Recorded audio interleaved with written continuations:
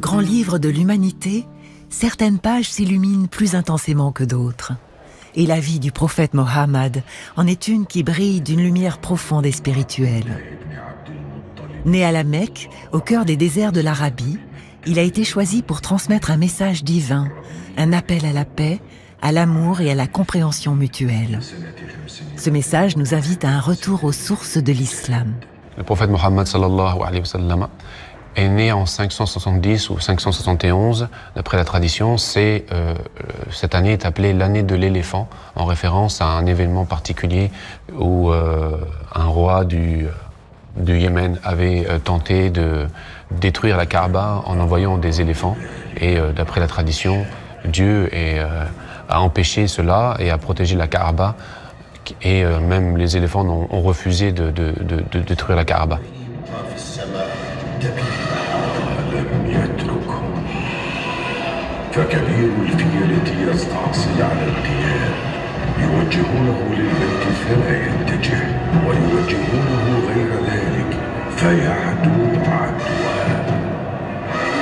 Le prophète Mohammed sallallahu alayhi wa sallam, son père Abdallah avait décédé avant sa naissance et sa mère s'appelait Amina.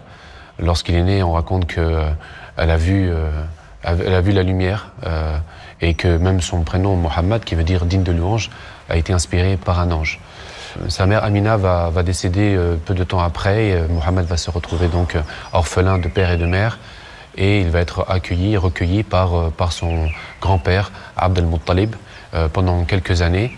Et à la mort de son grand-père, par son oncle, Abu Talib, qui était aussi un des notables de la Mecque, dans le camp Banu Hashim, au sein de la tribu Quraysh.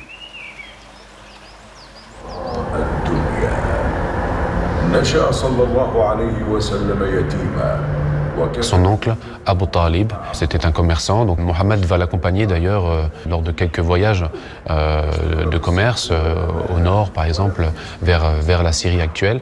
Et on raconte que même là, certains signes prophétiques ou certains signes annonciateurs de sa fonction prophétique sont apparus et ont même été reconnus par notamment un moine chrétien du nom de Bahira. Et donc il va apprendre le commerce, il va exercer le commerce, être reconnu même à la Mecque par ses concitoyens comme un homme véridique, un homme fiable, digne de confiance. Il y a cet événement notamment qu'on raconte concernant la reconstruction de la restauration de la Kaaba à la Mecque, où il y avait une dispute entre les tribus de la Mecque qui voulaient avoir le privilège de mettre la pierre noire dans la Kaaba. Et ils n'étaient pas d'accord, ils ont failli en arriver aux mains et ils ont décidé de laisser au premier arrivé l'arbitrage du conflit.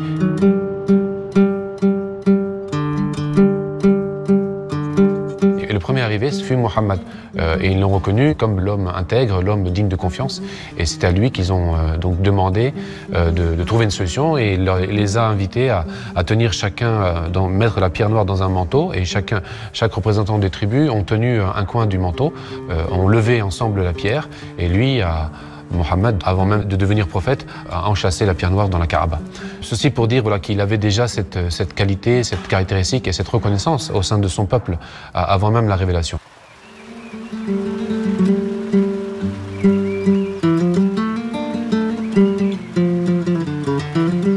À l'âge de 25 ans, il offre ses services à une femme de la Mecque qui est Khadija. Khadija bint Khuwaylid, première épouse du prophète Mohammed, occupe une place majeure dans l'histoire de l'islam. Née à la Mecque vers 555, c'était une femme d'affaires prospère, issue d'une famille noble. Leur union, fondée sur l'amour et le respect, débute lorsque Mohammed est engagé pour gérer ses affaires. Ensemble, ils auront eu 6 enfants. Mohammed, qui ne partageait pas les pratiques polythéistes de ses contemporains à la Mecque, qui essayait plutôt de suivre une tradition ancestrale qui remontait au prophète Abraham, la tradition des Hunafa, qui étaient restés fidèles à la tradition abrahamique. Il y avait les chrétiens, il y avait les juifs, il y avait les polythéistes, et il y avait donc ces purs adorateurs, ces Hunafa. Et le prophète avait aussi pris l'habitude de suivre ces pratiques-là. Les retraites spirituelles de Mohammed avait pour lieu la grotte de Hira, située sur Jabal an-Nour, le mont de la lumière, non loin de la Mecque.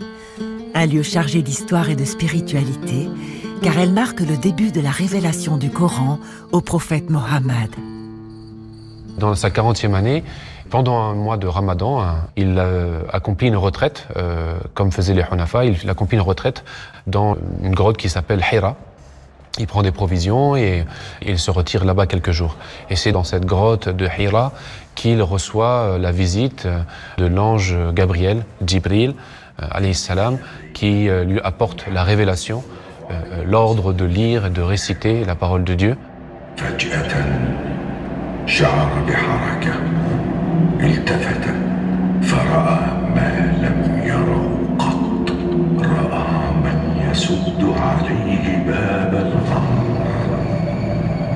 نهض فزعا وفجأة فتح الملك جبريل عليه السلام ذراعيه ليطبقه بهما ويضمه بقوة ثم يتركه ويقول اقرأ. Khadija a été la première à croire en la prophétie du messager de Dieu. Lorsqu'il sortit du domicile de Khadija pour aller à la grotte de Hira, au début de la révélation, elle craignait pour lui. Elle ramenait de nuit à la montagne Hira de la nourriture. Pourquoi se rendait-il là-bas? Parce qu'il réfutait la croyance qu'avait la société pour les idoles.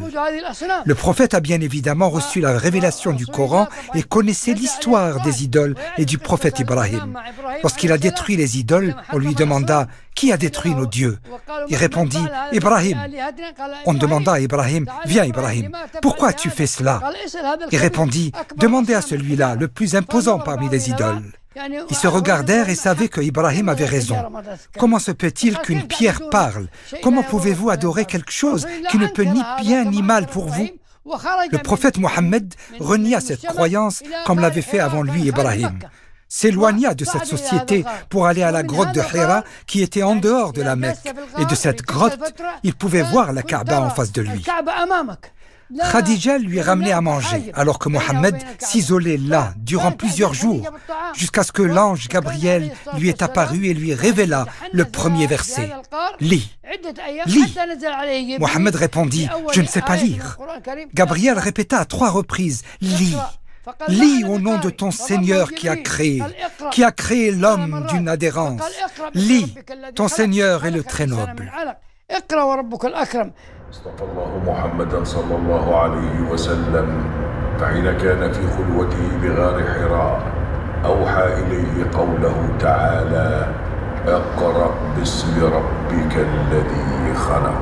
L'ange Gabriel lui a donné cet ordre et l'a contraint quelque part à aller au-delà de lui-même et à s'ouvrir à la parole de Dieu et à s'ouvrir à ce miracle de la révélation divine qui est descendu dans son cœur et qu'il a pu effectivement lire avec son cœur.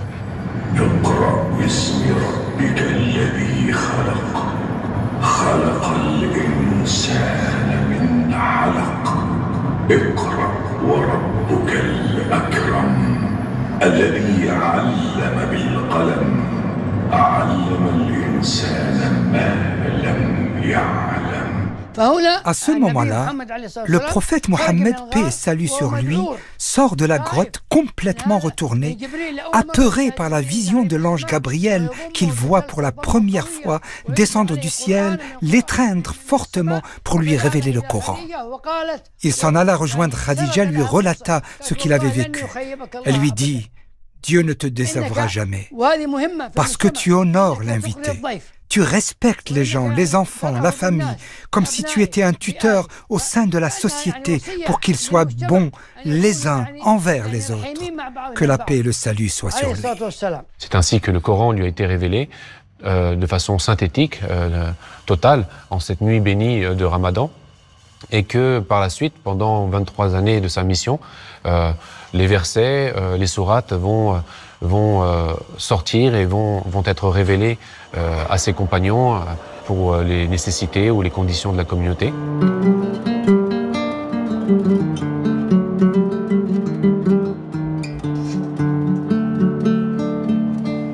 Les premiers musulmans à croire et à suivre Mohammed, c'est d'abord son épouse Khadija, le jeune Ali ibn Abi Talib, notamment, ce qui était son cousin et qui deviendra aussi plus tard son gendre, en se mariant avec sa fille Fatima, et d'autres compagnons, Abu Bakr et d'autres compagnons qui sont autour de lui, le rejoignent et forment cette première communauté musulmane autour de lui, qui reçoivent et accueillent la révélation de la parole de Dieu que le prophète transmet à la Mecque. جعل الله الكعبة البيت الحرام قياما للناس والشهر الحرام والهدي والقلائد ذلك لتعلموا أن الله يعلم ما في السماوات وما في الأرض وأن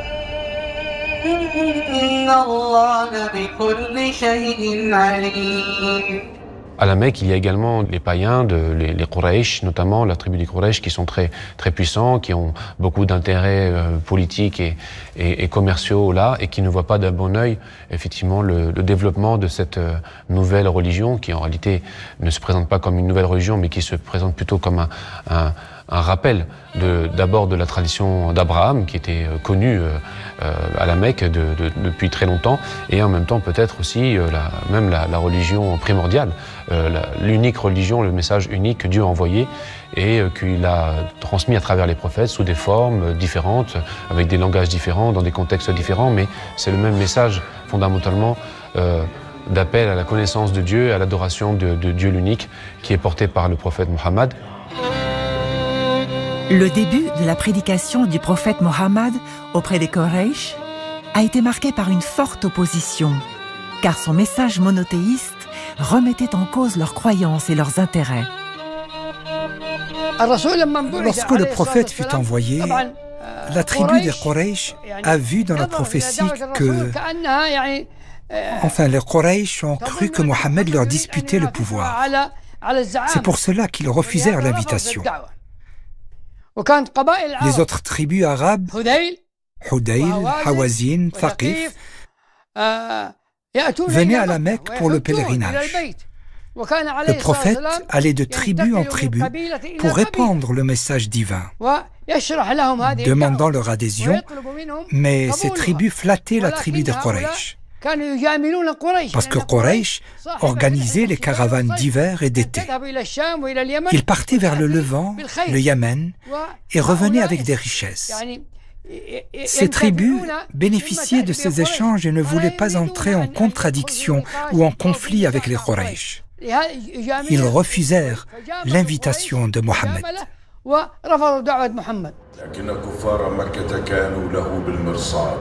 Les premiers musulmans subissent des persécutions, ne sont pas bienvenus et ne sont pas bien accueillis à la Mecque. Et petit à petit, ça crée effectivement beaucoup de difficultés pour cette communauté naissante. Il y a une première émigration qui a lieu d'un groupe de musulmans sur indication du prophète qui vont se rendre en Éthiopie auprès d'un roi chrétien juste et qui sera prêt et qui les accueillera, qui leur apportera la protection dans ces lieux. Et donc il y aura déjà une première émigration d'un groupe de musulmans là-bas.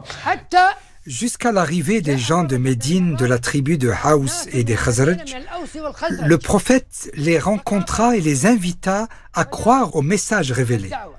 Ils se concertèrent, puis racontèrent que les Juifs de Médine les menaçaient. Car selon les écrits contenus dans leurs livres sacrés, vers la fin des temps apparaîtra un prophète. Les Juifs, croyant qu'il serait de leur communauté, alors par Dieu, lorsque viendra ce prophète, nous vous combattrons, vous, les Haous et les Khazraj. Alors les tribus des Haous et Khazraj, après concertation, déclarèrent par Dieu: ce prophète nous est venu de la Mecque et le prophète dont nous parlaient les Juifs. Venez à lui. Les Haous et Khazraj s'engagèrent auprès du prophète. Ils donnèrent leur parole au prophète au milieu de la nuit à Mina. Le prophète leur expliqua son message et la mission dont Dieu l'avait chargé, puis envoya le premier ambassadeur de l'histoire, Mus'ab ibn Umayr. Il lui dit: va Mus'ab, Va à Médine et explique-leur ce pourquoi j'ai été envoyé. Mus'ab s'en alla à Médine. L'année d'après, il est de retour. Mus'ab dit au prophète, par Dieu, il ne reste plus à Médine une seule demeure où ton nom n'est pas évoqué, ainsi que le message que tu portes. Les Ansar ajoutèrent, nous aimerions que tu émigres avec nous. Arriva Abbas ibn al-Muttalib, qui était l'oncle du prophète, et dit, par Dieu, je ne laisserai pas partir mon neveu avec vous à Médine jusqu'à ce que vous me promettiez de le protéger comme si vous protégeriez vos enfants, vos richesses et vos femmes. Ils s'engagèrent. Abbas les bénit. Ils s'en allèrent à Médine. Abu Bakr Siddiq demanda au prophète, autorise-moi à les accompagner. Le prophète lui répondit, non, patiente. Dieu n'en a pas encore donné l'ordre. Le prophète prendra le chemin de l'exil accompagné d'Abu Bakr pour Médine quelques années plus tard. Les premiers musulmans sont contraints de quitter la Mecque pour Yathrib. Là, ils sont accueillis par les Ansar qui leur offrent soutien et protection. Ce déplacement, motivé par la persécution, constitue un tournant majeur pour l'islam et marque le début du calendrier musulman. Ce qu'on appelle Al-Hijra, la grande émigration, va avoir lieu vers 622 de notre ère, lorsque, effectivement, la vie du prophète même est en jeu. Le prophète rencontre des représentants d'une oasis qui s'appelle Yathrib et qui va devenir Médine, donc des musulmans qui ont accepté le message et qui offrent leur soutien pour accueillir des musulmans à Médine.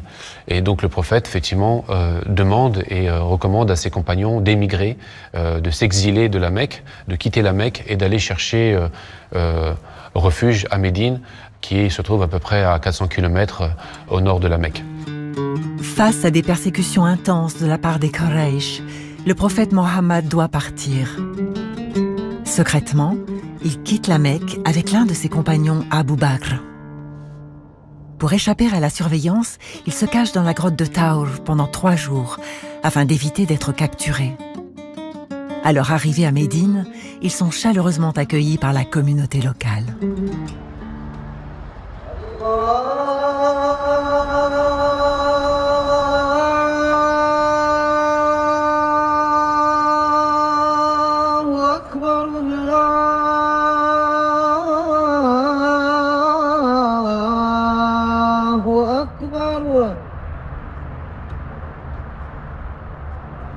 La mosquée Koba, la première mosquée de l'islam, est construite, devenant un important lieu de prière et de rassemblement communautaire.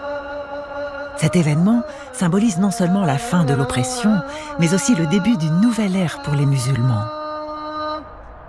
C'est de là à Médine que va naître vraiment une communauté islamique avec les émigrés et les auxiliaires, al-Muhajiroun wal-Ansar, et c'est là que se développe la civilisation musulmane, la nation musulmane, dans le respect et la coexistence avec les autres communautés présentes. Le prophète met en place un pacte de coexistence et de bonne entente entre les différentes communautés présentes à Médine, et c'est là que se développe la communauté et que la mosquée de Médine également voit le jour.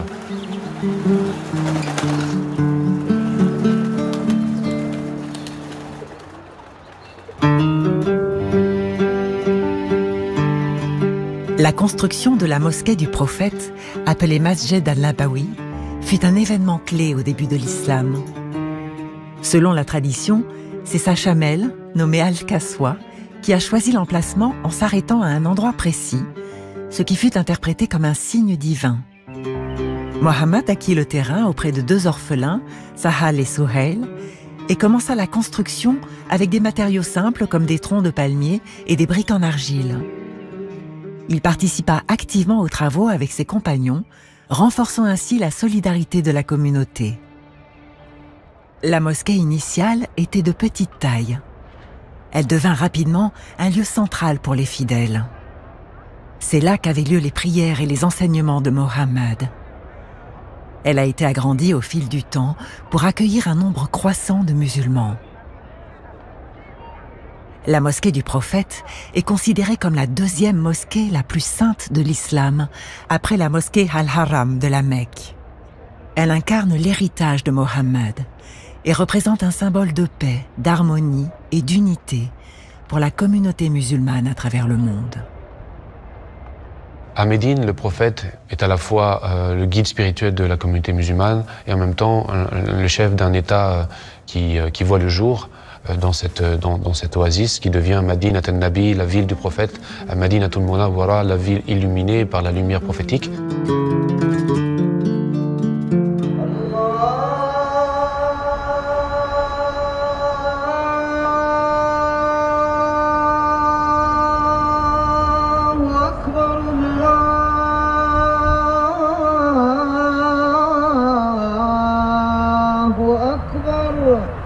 Le nom de la mosquée Qiblatain signifie la mosquée aux deux Qibla. C'est ici qu'en l'an 624 de notre ère, le prophète Mohammed a reçu une révélation lui ordonnant de changer la direction de la prière de Jérusalem vers la Mecque, plus précisément vers la Kaaba.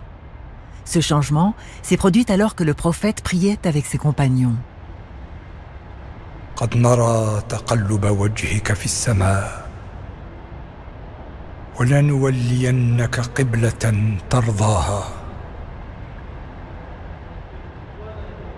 فول وجهك شطر المسجد الحرام وحيثما كنتم فولوا وجوهكم شطره وإن الذين أوتوا الكتاب ليعلمون أنه الحق من ربهم وما الله بغافل عما يعملون. Un moment décisif dans l'islam, puisqu'il établit la Mecque comme le centre spirituel de la foi musulmane, renforçant ainsi l'identité unique de la communauté des croyants.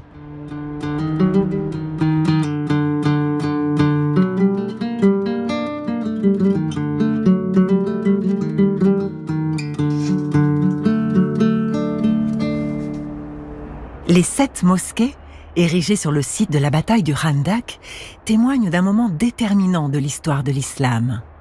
Elles rappellent la détermination et la capacité de résilience de la communauté musulmane face à des défis majeurs. Cette bataille a vu les musulmans défendre Médine contre une coalition de tribus arabes.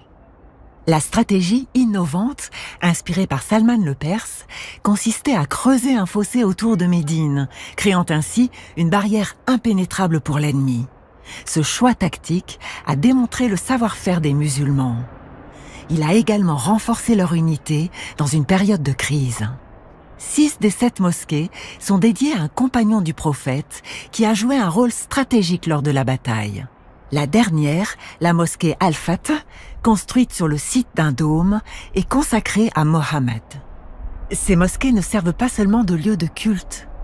Ce sont aussi des symboles de vigilance et de sacrifice illustrant l'héritage spirituel des premiers musulmans et l'importance de leur foi collective dans les moments difficiles.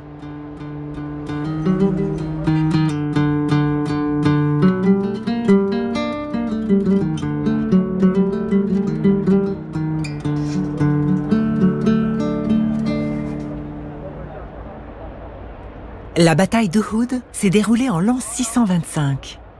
Elle représente un tournant significatif dans l'histoire de l'islam, illustrant à la fois les défis auxquels la communauté musulmane était confrontée et les leçons précieuses qui en ont été tirées. Malgré la défaite subie sur le champ de bataille, l'esprit de résilience des musulmans s'est renforcé, témoignant de leur détermination à surmonter les obstacles et à poursuivre leur quête spirituelle. La perte de figures emblématiques comme Hamza, l'oncle du prophète, a intensifié leur engagement envers la cause islamique, soulignant les sacrifices nécessaires pour défendre leur foi. Les événements d'Uhud encouragent les croyants à réfléchir à leurs propres actions et intentions. Cet examen personnel est une étape importante dans le cheminement spirituel, conduisant à un désir d'amélioration de soi et de rapprochement de Dieu. Les affrontements avec Quraysh, avec les païens de la Mecque, prennent fin grâce à un moment de trêve à Hudaybiyah, lorsque les musulmans souhaitent accomplir le pèlerinage, mais les païens de la Mecque les en empêchent. Donc le prophète accepte de signer un traité une trêve avec les païens de la Mecque. Et c'est l'année suivante que les musulmans et le prophète vont rentrer à la Mecque victorieux, sans affrontement d'ailleurs, et c'est à ce moment-là que le prophète va accomplir son pèlerinage d'adieu, le seul pèlerinage entre guillemets qu'il a accompli, qui sera en même temps son dernier pèlerinage, le pèlerinage de l'adieu. Il va offrir un message et un sermon à des milliers de compagnons réunis, des pèlerins qui l'ont suivi et auxquels il va laisser des recommandations fondamentales pour la suite de la communauté et son avenir. Le 9 Dhul-Hijjah, c'est-à-dire le 10 mars de l'année 632, est marqué par un événement historique majeur.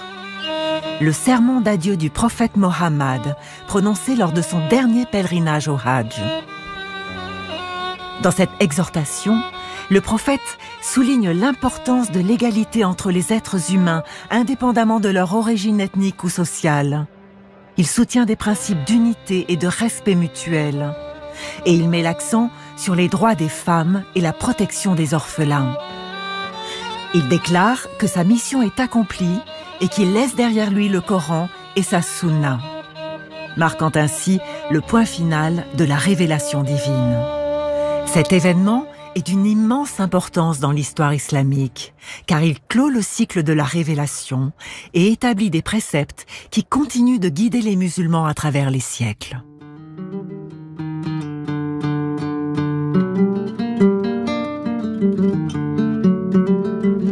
Peu de temps après son retour à Médine, le prophète Mohammed tombe gravement malade et décède le 12 Rabi al-Awwal, c'est-à-dire le 8 juin 632, à l'âge de 63 ans. Son retour de la Mecque a ainsi marqué la conclusion de sa vie prophétique et laissé un héritage qui continue d'éclairer les musulmans à travers le monde. C'est en 632 que le prophète est rappelé à Dieu, à Médine, et c'est là-bas aussi que son corps, que sa dépouille demeure. Le puits de Hars est un site historique situé près de la mosquée Koba à Médine. Il revêt une importance particulière dans la biographie du prophète Mohammed. En effet, c'est là qu'il aurait bu de l'eau et fait ses ablutions lors de sa migration de la Mecque à Médine.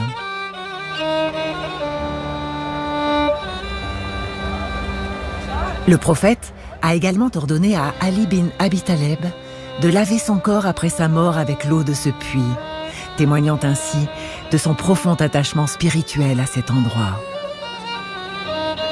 Le puits de Hars symbolise de manière significative la vie et l'héritage du prophète, continuant d'inspirer des générations de musulmans à travers le monde dans la tradition islamique.